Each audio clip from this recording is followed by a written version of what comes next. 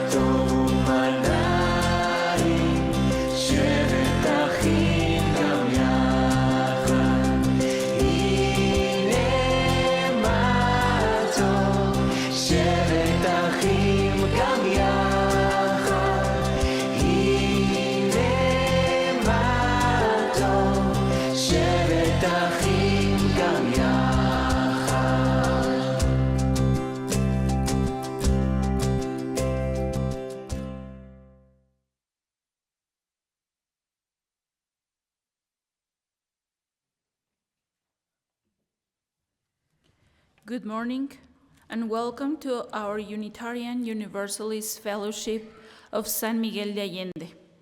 Buenos días y bienvenidos a nuestra comunidad unitaria universalista de San Miguel de Allende. Gracias por estar con nosotros en este día tan especial. Thank you for joining us in this special day. In the spirit of love, we welcome everyone, wherever you are, regardless of background of belief, whichever you race and whoever you love. This is space where we gather to reflect, connect, and act. Here, you're encouraged to bring your whole self as we embrace the diversity. Together, we weave tapestry of love, acceptance, and growth. Con espíritu de amor, damos bienvenida a todas las personas donde quiera que estén, sin importar origen, creencias, cual sea su raza y donde quiera que amen. Este espacio donde nos reunimos a reflexionar, conectar y actuar. Aquí les invitamos a traer su ser completo, mientras abrazamos la diversidad de experiencias que dan forma a nuestras perspectivas individuales. Juntos tejemos un tapiz de amor, aceptación y crecimiento. Before we enter to our worship, we have a few announcements. After the service, those on Zoom are invited to stay connected and visit the others in the main room for discussion. And if you're visiting, please type your name, how you heard of us, and where you are from in the chat box, so we can greet you personally later. Those who are here with us at the Aldea, you can join us for coffee and cookies, and take your coffee and check our welcome table with lots of information and opportunities, including about the Social Justice Foundation, and also came to a Thursday lunch and games event here in San Miguel, and join Tom's Coffee Hour on Zoom. If you want more information, check your order of service, the little booklet you have. If we have any visitors today, please stand so we can greet you and see where you are. Let's give a big applause to everyone.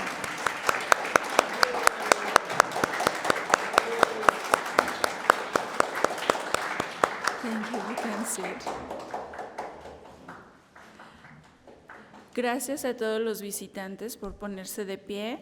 Después, en la hora del café, vamos a saludarlos y a conocerlos un poco más. Espero que disfruten este servicio. We do record our Sunday in-person services. You can find a link to this on our website, uufsma.org.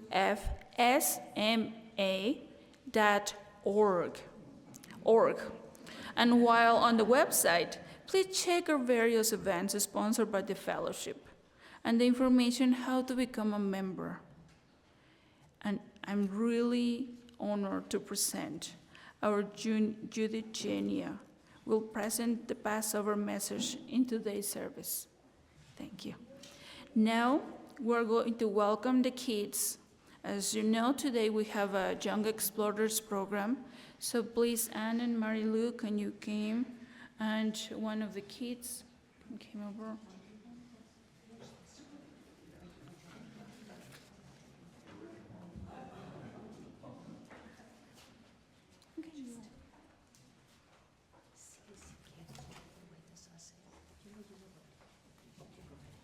Let's begin this service with the children chalice lighting words, reminding us the who we aim to be. The children we take to class the flame to our chalice in their lantern. Please, everyone, join the words in the screen. Dan is going to help us to guide us.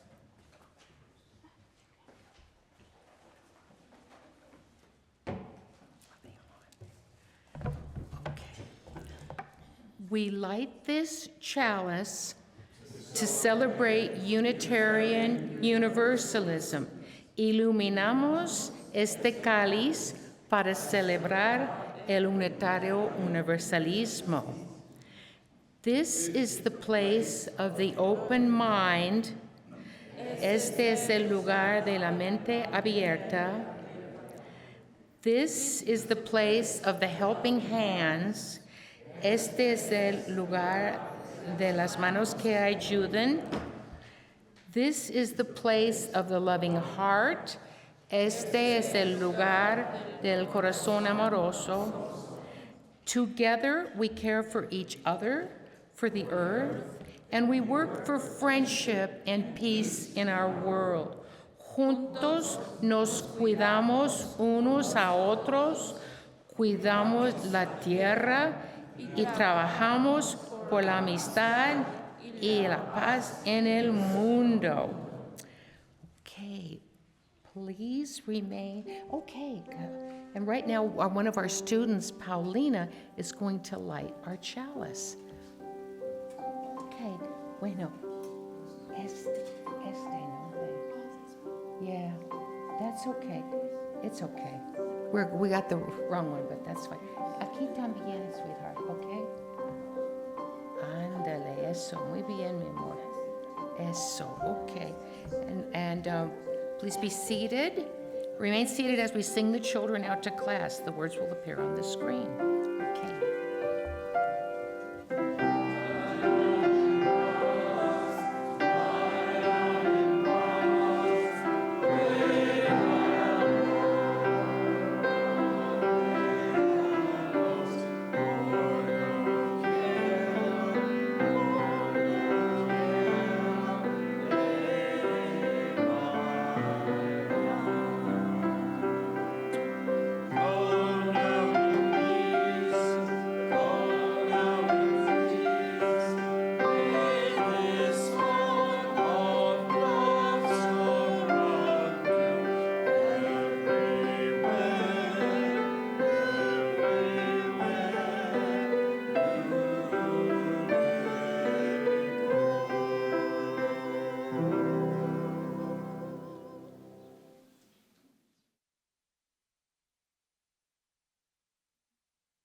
Passover is not only meant to be a celebration of the Jewish victory for liberation in the past, but also is meant to stimulate us to extend that liberation to the whole world.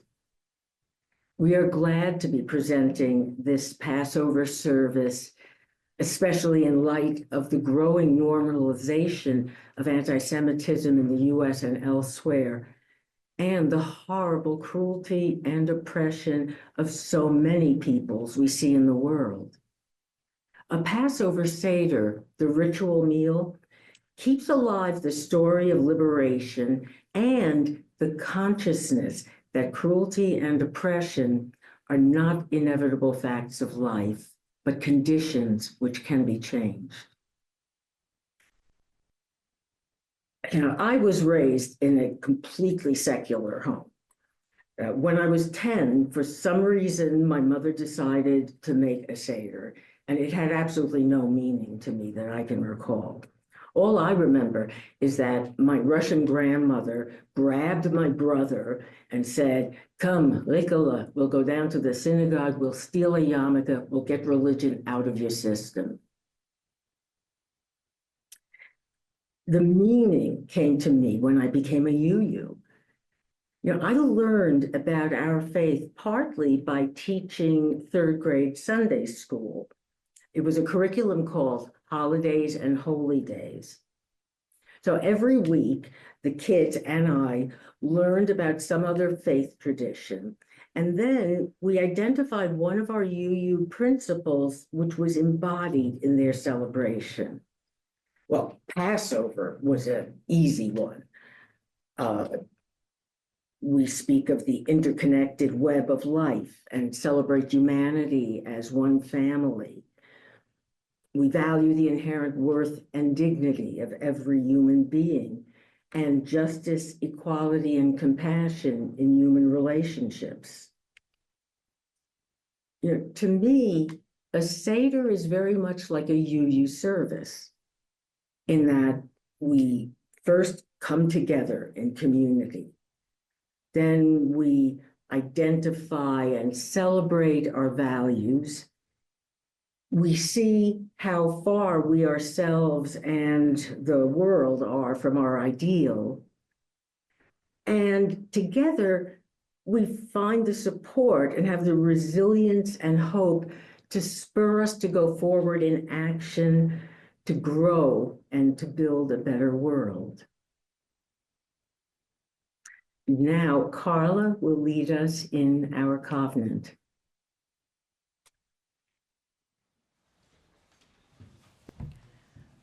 Our covenant is our promise that we aspire to, of how to be in relation to each other and the larger world. Please raise in body or spirit as you're willing and able.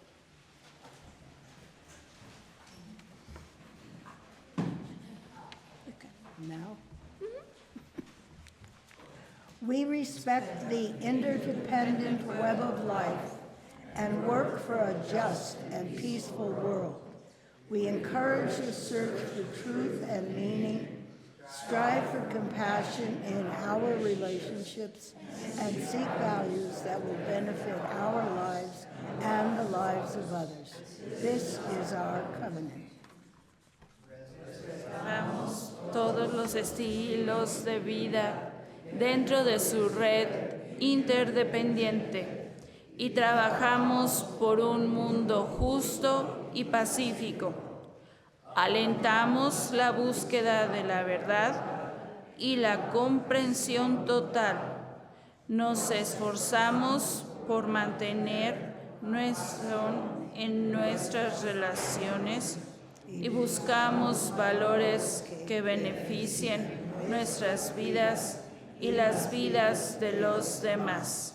Este es nuestro convenio. Thank you, Luisa.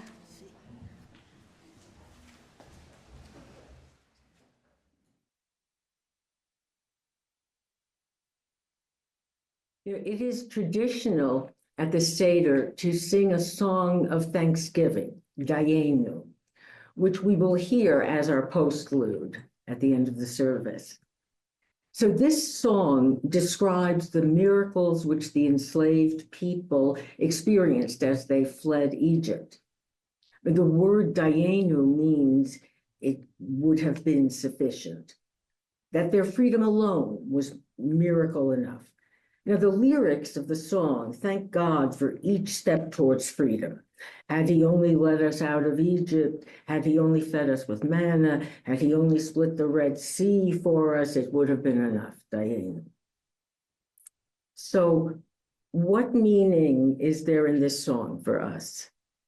There are two that really resonate with me. Dayenu signifies deep acceptance and gratitude.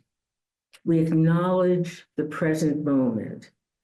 In the affirmation of Dayenu, we are fully present to the preciousness of each act of redemption and care that we receive. In the words of Rabbi Sheila Peltz-Weinberg, quote, when we greet each moment with conditions, judgments, and expectations, well, this isn't really quite where we need to be, or wait a second, this isn't what we were promised. We are not free. Our fantasies about the past and our desire to control the future cuts us off from the wonders of this moment. They shut us in a prison of disappointment and suffering. So Dayenu is the great liberator. It is a jolt into the presence of awe, compassion, attention, and freedom. So what else does this mean? It would have been enough.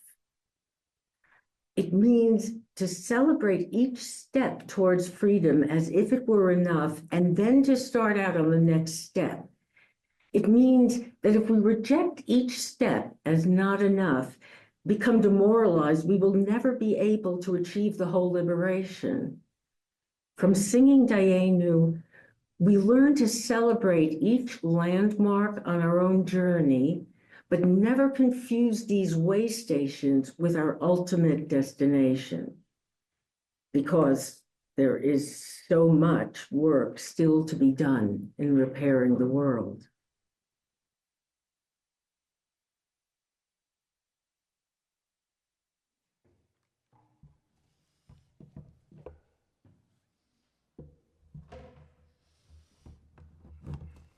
Good morning. I'm the Reverend Tom Rosiello, the minister of this fellowship. This congregation strives to always be a caring community. We're here for each other in good times and especially in difficult times. So if at any time you need the assistance of a minister or the help from our care team, please let us know. And the information on how to contact us is on the website you've heard about several times today, uufsma.org. Now, each week in our service, we take time to share the significant joys, sorrows, and concerns of our members and friends. And for each joy, sorrow, or concern, we light a candle, indicating that that person, that thought, that prayer is held in all of our hearts this morning. As a reminder, if you would like to have a joy, sorrow, or concern shared in an upcoming service, it's easiest if you can email it to me ahead of time. If you're going to be here at the service, you can write it down, as several people have, on an index card the ushers will give to you. And if you're on Zoom, you can type it into the chat now, and somebody already has. So let's start right in on them. Okay.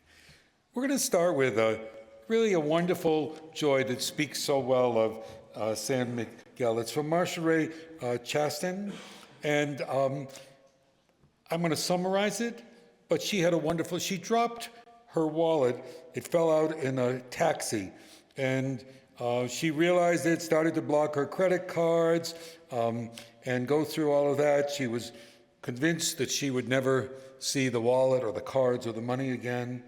She checked into her apartment, and she went out to an event, and she found out later that night the taxi driver showed up with the wallet, with all the money at 10 o'clock at night, and rang her doorbell, and he had come earlier that day as well to try to bring the wallet back to her. So It's a joy for her, but I think it's a joy for all of us who live in San Miguel.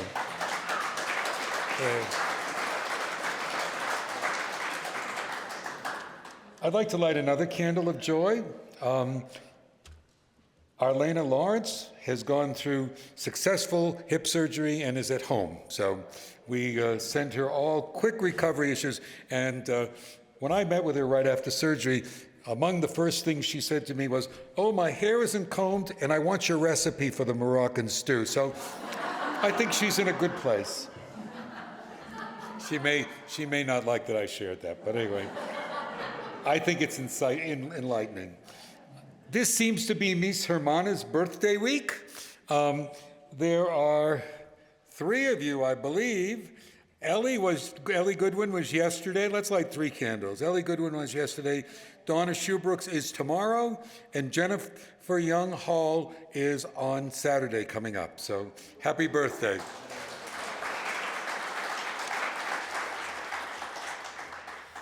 Let's see. We have one here online that I see. Joyce Green would like to include her sister, Joanne Whitmore, in our joys and concerns. Joanne is having her ups and downs and is having a particularly harrowing health issues. So let's please hold her in your thoughts and prayers. Any other, Diego? I think that's it. Okay, great. I'm being very tech. I'm doing this all by these machines here today. Today, of course, begins Semana Santa here in San Miguel, and we offer our best wishes and support for our neighbors who celebrate Palm Sunday today and enter into their most sacred time of the year. I hope you all get to experience some of the sacred beauty of this week in San Miguel. You know, we are extraordinarily fortunate at Unitarian Universalists to be able to experience and draw meaning from many religious traditions, as we will and have already started doing today on the meaning of Passover. And next week we will celebrate Easter with wonderful music with Paula and Malcolm, and I'll be leading worship exploring the meaning of that holiday for us. So it's a candle of gratitude for our rich tradition and support for all those who are celebrating whatever tradition they're celebrating this week. Of course, our joys, sorrows, and concerns are not limited to just our personal ones of members and friends, and I'm summarizing because so many have come up this week. So we will light our yellow and blue candle again for all those injured, displaced, or who have lost their lives or their property due to the unprovoked and unjust war in Ukraine, and we pray for an honorable peace that protects the rights and territory of these people. We'll light our other large candle for all that's happening in the Middle East, hoping for a path to peace, remembering the hostages and remembering all those who have suffered as a result of this, especially the children. A candle of concern again for all those who continue to be targeted by the cruel policies of the current U.S. immigration administration. The immigrants, the LGBTQ people, especially trans, those who benefit around the world from USAID and the likely harm that's going to come due to cuts in healthcare, education programs, consumer protections, and so many more. And now with the tariffs, the effects on the economy, which are already taking place and will raise prices of goods, causes people retirement funds to lose money and jobs to be lost. We light a candle in solidarity, too, with all those who are fighting back, especially the many who have been attending the demonstrations all over the United States, and let them know we're in solidarity with them. We continue our concerns for all the families and individuals who are living in fear because ICE detention and deportation taking place, all without any due process, especially those who are held in a horrible prison in El Salvador, especially Kilma Abrego Garcia, who's been held with no due process and whose detention has been admitted to be a mistake, and the court has ordered his return, but nothing's happened. and a candle of concern, especially for those students who did nothing but exercise their free speech rights that they're entitled to, have committed no crime. You'll hear this in the service, but I think it's important to light a candle on Passover against the rising anti-Semitism in the world. And in spite of welcome and inclusion that we provide, we still have to condemn hate against Jews and any group of people. In ways we never thought imaginable in the U.S., people are being targeted. It's important we think about that. And they're starting with the most vulnerable people, the least popular people, who are being arrested without due process. So this candle is for every one of them. I hope you forgive me, instead of a concluding little prayer, I thought these words, you probably know them, from the Reverend Martin Niemöller, are the way we should end our joys and concerns. First, they came for the communists, and I did not speak out, because I was not a communist.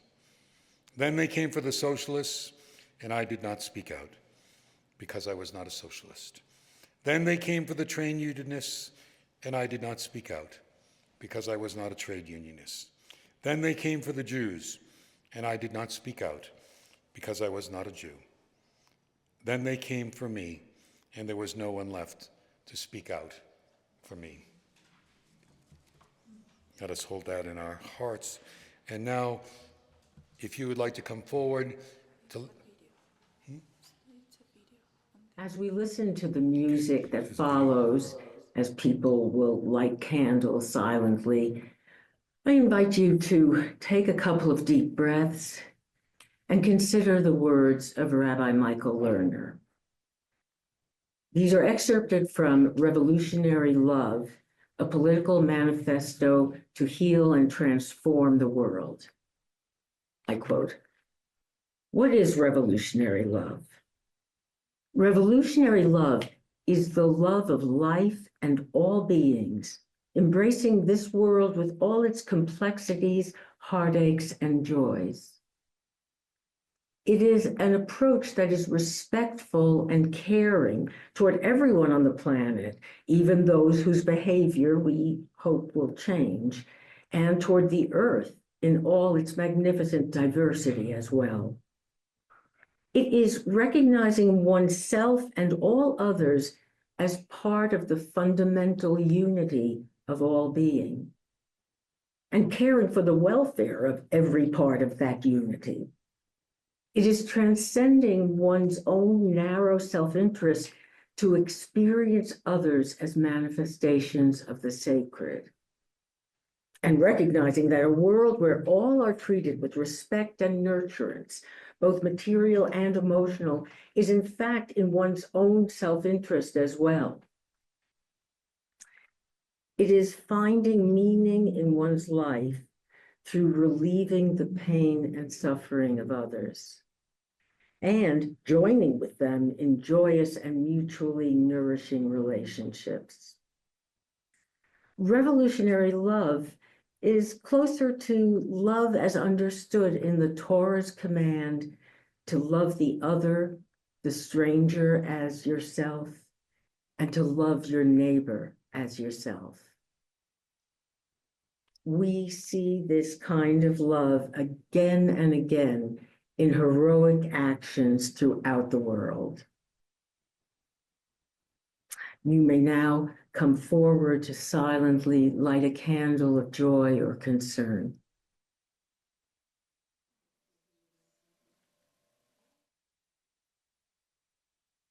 Aman, aman, aman, aman, aman, el Dios bendicho most amasan.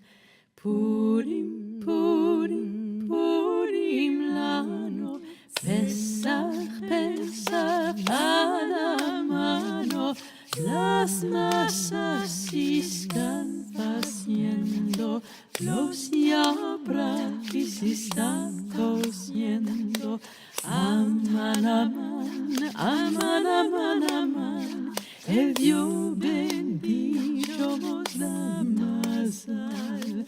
Aman, aman, aman, aman, aman, el Dios bendito nos da masal.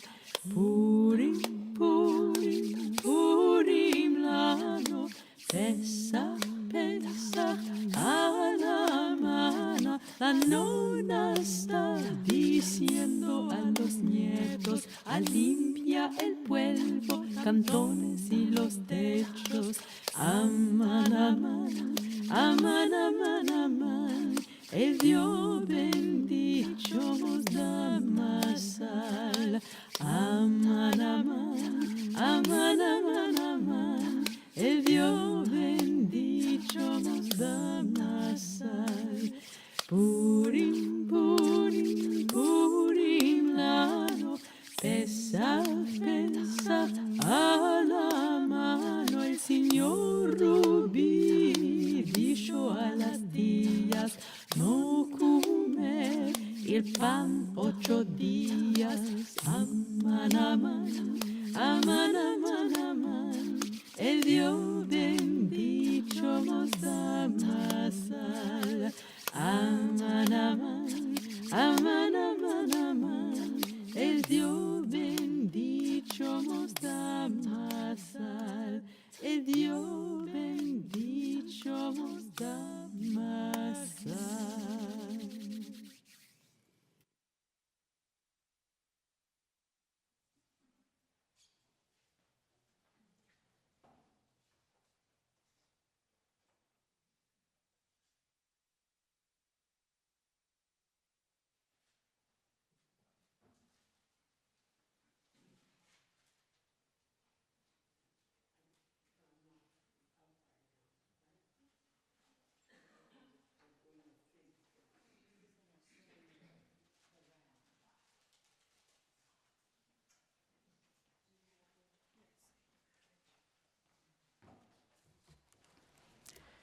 Let's join our voices together in Song Hymn 399. I invite you to rise in body or spirit. Oh no, this is...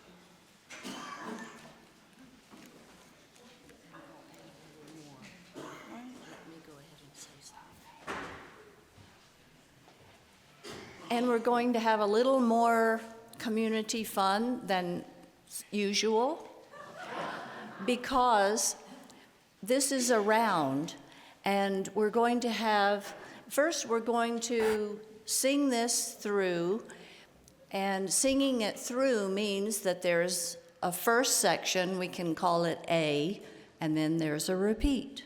And then we go into the next part, we can call it B, and then we repeat. So it's A, B, B. You can stay with me that far. And then we're going to split the room in two for a round, and George is going to lead the first group. And then after the A section is sung and repeated, Lauren is going to lead this group to come in on the A section while George and group are singing B. Do you have that? Sure. Okay, and I'll play the melody through in the A section for you before we start.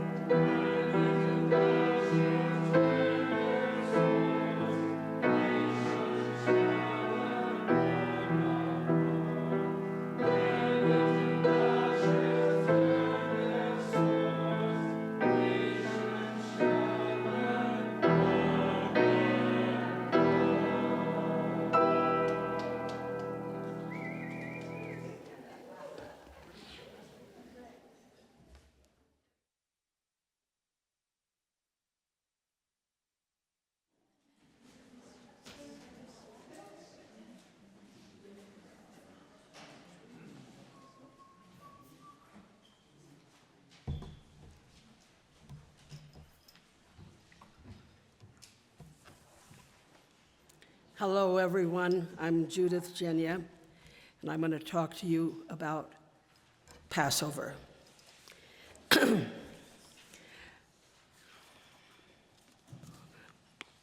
My then husband and I were living in London. It was a good starting point for travels in Europe. One day, we found ourselves in the city of Amsterdam on the first night of Passover. Knowing that it's a long-held tradition for people to invite strangers into their homes for the Seder, I set out to find us a Seder we could attend. I saw a store with what I naively thought had a Jewish-sounding name. I went inside and met the owner. I explained that we were hoping to attend a service that night, a Seder. The kind man told me that he was not Jewish. However, he knew someone who was not only Jewish, but was hosting a Seder that night. He asked where we were staying, and then he said, "Be outside your house or hotel and ready to go at 6 p.m. At 6 p.m., a couple drove up and asked us to join them in a Seder. They took us to a house. When we entered, we had to climb many stairs to reach the gathering place. It turned out that that room was an attic. There was a long table set up for a Passover Seder, and people seated and waiting for the holiday observance to begin. I had been sure we would find a Seder that night because part of the ritual requires extra chairs and place settings at the table. It is designated for a stranger at the Passover meal. A statement during the ritual meal says, "We must welcome the stranger because we were strangers in Egypt." These traditional words emphasize that we, the Jewish people, are one, and that we must always welcome strangers. This is a major focus in the Seder and is embedded in the practice of Judaism. That night was the most moving Seder of my life. We were in the attic of the Frank home. This is where the Frank family hid from the Nazi soldiers who were rounding up Jews and taking them to concentration camps. This is where the teenage Anna wrote her thoughts and observations about life. After the family was found and sent to their deaths in the camps, Anna's writings were found and published as the Diary of Anne Frank. I noticed that everyone at the Seder table, except the two of us, had numbers tattooed on their arms. That meant they had all been prisoners in the concentration camps and somehow survived. These people were not related by blood, but they formed a family that night to celebrate and give thanks that their lives had been spared. A Seder is always conducted in the language of the host, but the prayers and songs are always in Hebrew.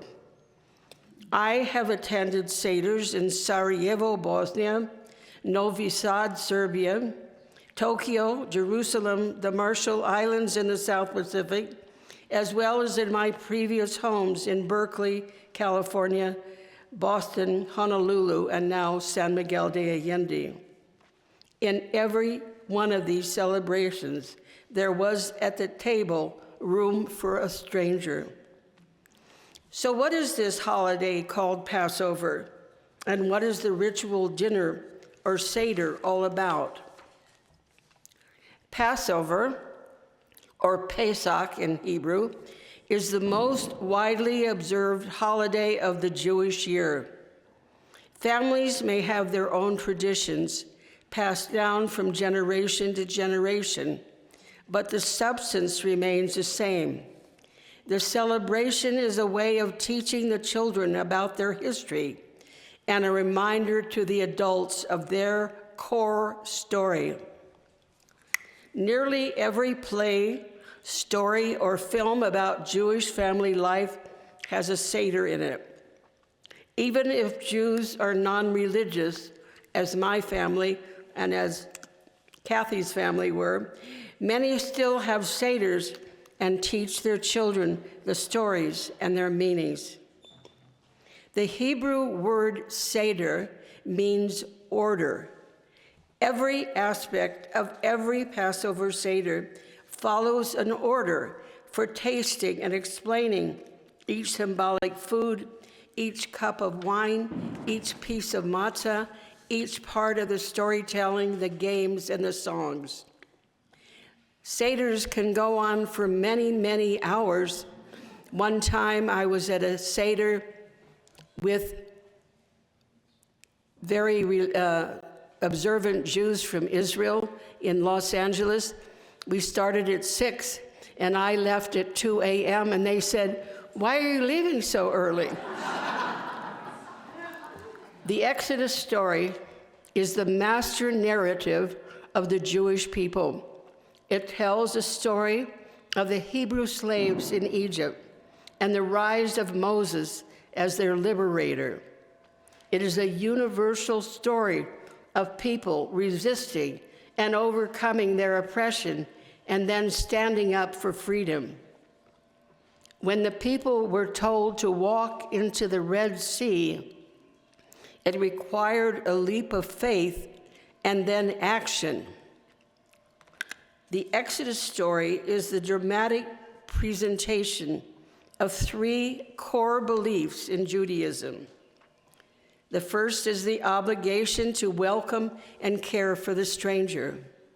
The second is the radical step required to worship a non-material deity, one that cannot be seen, heard, or felt. And 3, the idea that every person is made in the sacred image of God. These are the guideposts for facing the challenges of our present and our future.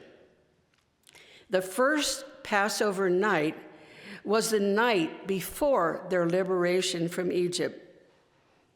That is why other people have taken this story as their own. The enslaved African people in the American South took this story as their own in their quest to be freed from slavery. The Jews wanted to arrive in Canaan, the land of Canaan. The African slaves in America longed to arrive in a land where they could be free.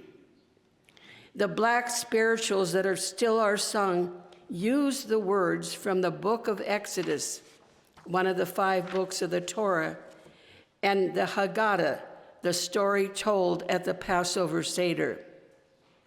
The story and its implications are especially resonant following the Hamas terror attack on Israel and the subsequent devastating war with Hamas in Gaza.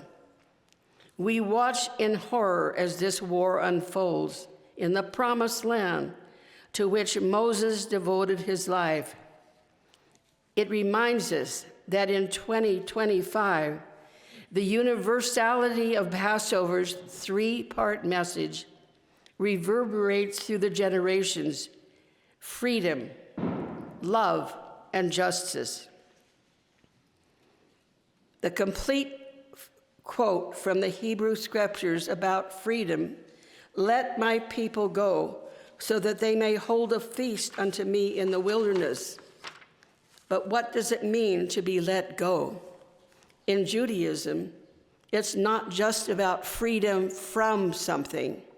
It's also about freedom to do something. Specifically, it was the freedom to serve God. We do that by engaging in tikkun olam, the work of repairing the world. God's covenant with Abraham branded the Jews as God's chosen people, but that has nothing to do with special privilege and everything to do with special responsibility. We are charged to actively engage with the world.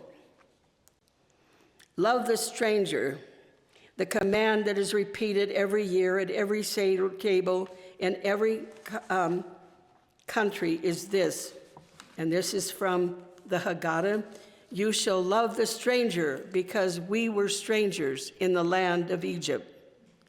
We burn this founding story into the heart of every Jewish child so that the experience of bondage and freedom is fresh in every generation.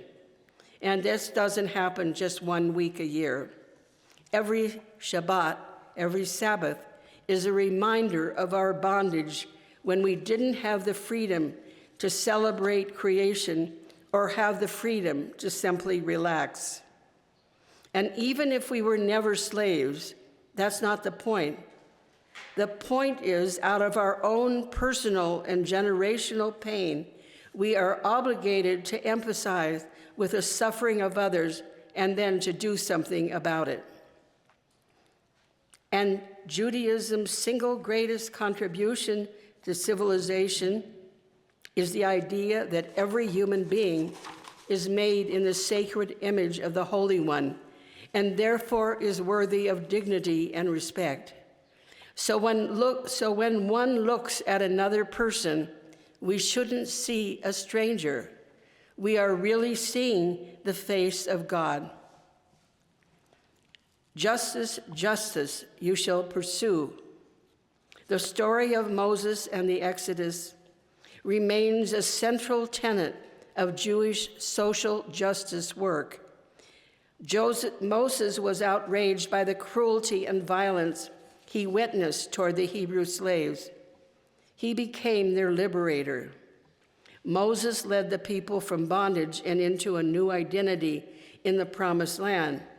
It was that sense of providing justice for his people that drove him across the Red Sea. Moses' awakening to justice happened when he visited a construction site, perhaps the building of a pyramid. Moses witnessed a taskmaster relentlessly beating a slave. Moses was outraged and killed the perpetrator. He fled Egypt for the land of Midian and lived and worked among them. There he also encountered the Holy One in the burning bush and received his calling to be the first abolitionist. There are many questions about this narrative. Did the events in the Exodus story really happen? Was Moses actually raised as an Egyptian prince? Was Moses actually a Hebrew survivor of Genesis? The truth of it is, it doesn't really matter. It's the message, the meaning that matters.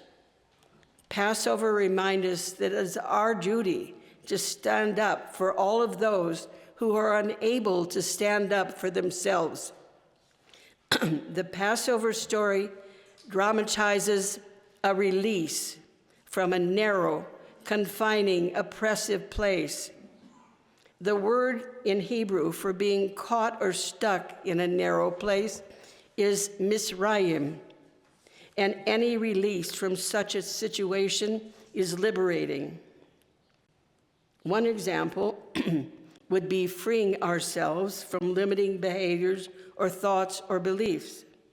Or it could be help that comes from a friend or a community. The circumstances vary from someone or something that ends harm to getting free from all our destructive behaviors or addictions. The Passover Exodus stories operate within two very different conceptions of time. It refers to something that happened in historical time, although in the distant past.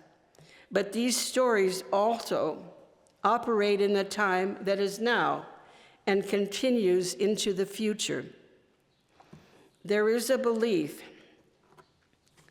that every Jew who has ever lived or whoever will live was present at Sinai when Moses brought the commandments to the newly freed slaves. This is the beginning of the Jewish people as a people. When we sit down to our Seder tables this year, as in every year, we will read the words, "This year we are slaves. Next year, may we all be free." The word Israel means to wrestle with God. We must use our freedom to wrestle with the crisis in Israel and Gaza and in Ukraine and the United States and against anti-Semitism. It is ours to wrestle with cases of injustice and oppression around the world in our present and in our future. At the end of the Seder, which may last many hours, we will all say in Hebrew, Lashana Abaya B'Yushalayim. That means next year in Jerusalem. Not the actual city of Jerusalem in the state of present-day Israel, but Jerusalem, the shining city on a hill, a city to which we all aspire. It is an aspirational statement that next year, you and I, and all of us, may dwell in a better and more just place. I think we all need that kind of hope in these days. Thank you.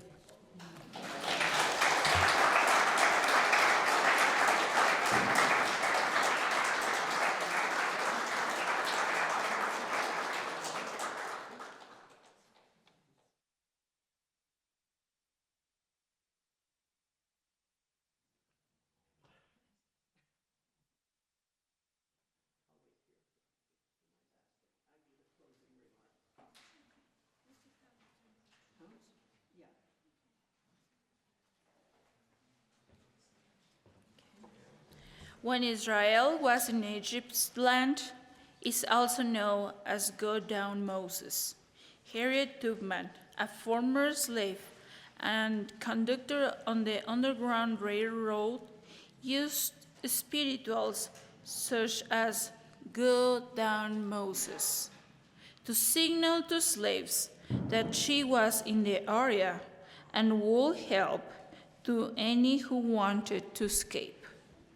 Let's join our voices together in song hymn 104. In your great hymnal, I invite you to rise in body or spirit as you're able and willing.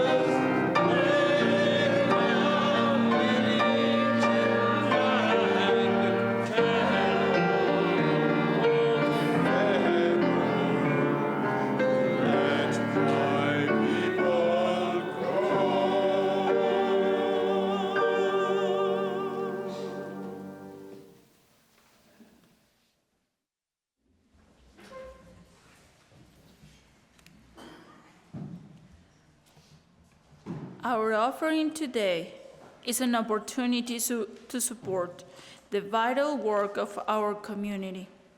Through your generosity, we not only sustain the congregation, but also contribute to the broader efforts of justice, compassion, and healing in the world. In giving, we affirm our commitment to build a more equitable and peaceful future for all. As the offering baskets make their way around the room, let this be a moment of reflection on the interconnectedness of our life and the shared responsibility we hold for the well-being of our community.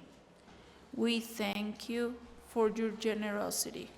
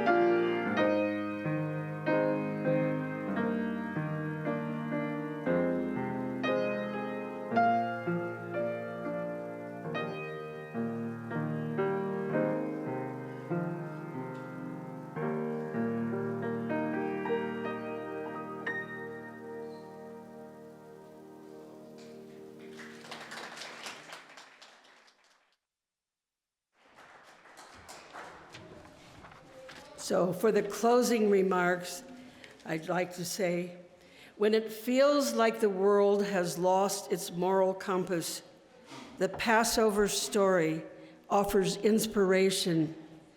But liberation requires more than just inspiration or encouragement. This story requires that each of us do the work. Even when the sea is parted, we still must trust that the walls will hold and then march toward freedom on the far shore. So now we're going to have our postlude, in which we're going to share Dayenu, which means enough, or it also could mean take one step at a time with gratitude and joy. 2, 3, 4.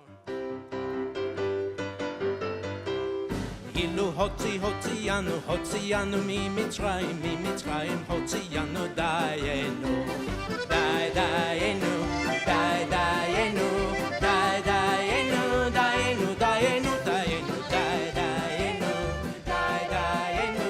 דיינו, דיינו, דיינו.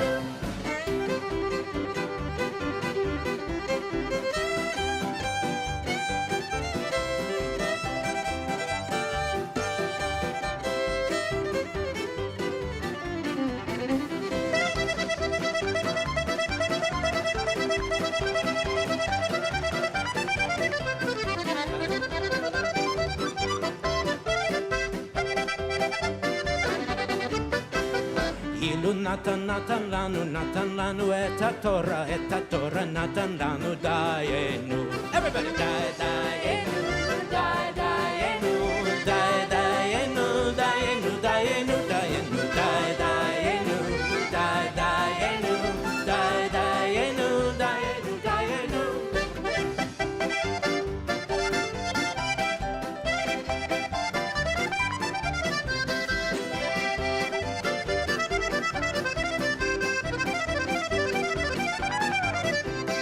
אילו נתן לנו את השבת, נתן לנו דיינו, דיינו.